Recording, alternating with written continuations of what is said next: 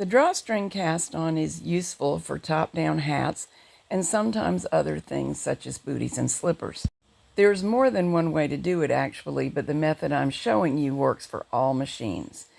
Starting with a long yarn tail on the left side of the machine, weave the main yarn under one needle over the next all the way across.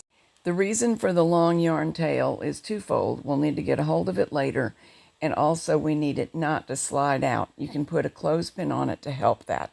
After weaving and knitting one row across with the carriage, half of the needles have actual stitches on them and half have only loops of yarn. Now you can just knit all the rows necessary for the project. My hat is now off of the machine and I've done most of a seam so that you can visualize it. You can see that a single yarn runs through loops of yarn. Pull on the initial yarn tail to draw in the crown, stitch across it a couple times, and you're all set.